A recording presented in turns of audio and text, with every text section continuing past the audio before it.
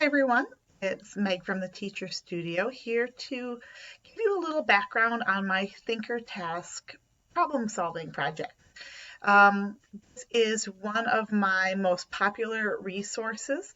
There are 7 different tasks and also a bundle of all of them.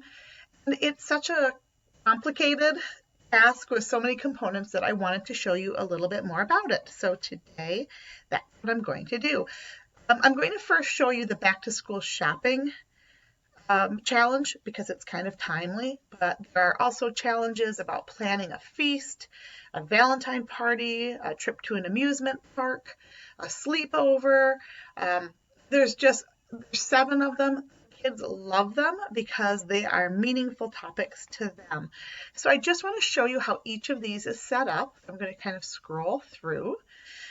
Each one will tell you what kind of math is the focus, and each resource will tell you about the different components. There now is a digital component for each one. So when you purchase these, if you click on, I think it's page 4, maybe of the document, it will take you right to the digital slides. So super flexible for you. Now, what each of these tasks have that's very different than what a lot of other problem-solving tasks have is a page I call Math by the Numbers. So it looks like this. See if I can get it to be a little more centered. And the way these work is whatever the situation is, like this one is back to school shopping, or like I said, there's a sleepover challenge. There's a page that has data.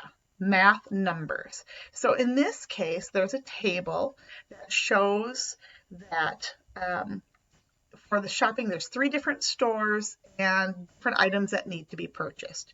Now, each of these come in color and black and white, and also they're differentiated. I want to show you the first one. If you notice, just look at Clothes Mart right now.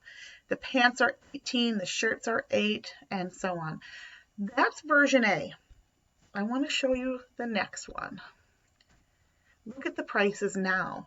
Now they're using dollars and cents. So you can actually have your entire class do this project at 2 totally different levels. So you can introduce it as a class. You can do, this is great if you're doing things virtually because you can give an overview of how to get started on this task. Then you can pinpoint exactly which students you want at which level of challenge. Okay, so again, black and white. This one actually has a part 2, so it has a second Math by the Numbers page. That's not true for all of them, but this one actually spending out a budget, and if they have money left over, they get to decorate their lockers. So they have a second page like that, and again in black and white. Now, another feature that each of these tasks have is kind of the background page. It's the story part. So in this case, the stars, mom is giving her money to buy her own school supplies. And this problem actually came to light because when my own son was about in 4th grade and we were talking about how much the designer shirt cost versus the more generic one, we gave it a try. We set a budget, and when he started to figure out that he could buy 1 of the designer shirts or 5 of the less expensive ones, we had some great discussions. So that's how this task came about, and the kids absolutely love it because sometimes they don't have that kind of control over their own school supplies. So there's certain rules that have to be followed. If you're doing this as a paper and pencil challenge, it's workspace. Otherwise, students can, of course, use notebooks or other paper. Then there's always writing involved with these. Now, you'll notice as I scroll through these, you can do all of the components, some of the components. You can tailor it kind of as you wish. But in this case, we really want students explaining their thinking and using clear math talk. So you can tell that this is not just a fill in your blank activity. This is really tackling all those math practice standards. Okay, so now there's also follow-up questions on every one of these. You can do some or all. And then I've also included some more computation-based things with each of these tasks. So each one of them has 3 practice pages where they're actually using the information from that data sheet to solve some more traditional word problems. And again, Form A and Form B. So the information on the first practice pages is those whole numbers, and you can see the kinds of problems. Again, a more traditional type problem. And then again, the Form B. All the answers are included for all of these. Here's like the third practice sheet. And then the solutions. Now I want to keep scrolling because you can tell that maybe the first part of the challenge is enough.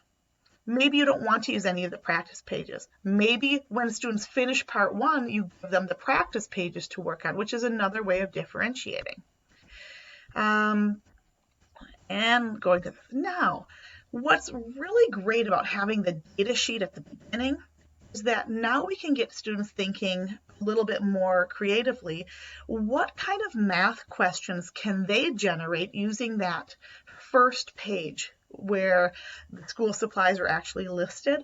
We want them generating questions, and so we have pages that they can do that. They can show their work and thinking when they try to solve their favorite one. I've also, as a teacher, given you some resources to use to help promote math discourse and that accountable talk. So for each one of these tasks, I've given you a bulleted list of questions that might help you get students talking. Okay. I've also included a full list of extensions. Again, some students might only do the first part. If they finish, you might have them do some of the practice pages, or you can also have students use these extension activities where we take the topic and actually have them really invest and try some more complicated math. So for example, the first extension on this one actually has them using newspaper ads or online ads to find the real prices of things in stores and solving the problem using real information. Or making graphs and charts, designing advertisements, other ways to use math.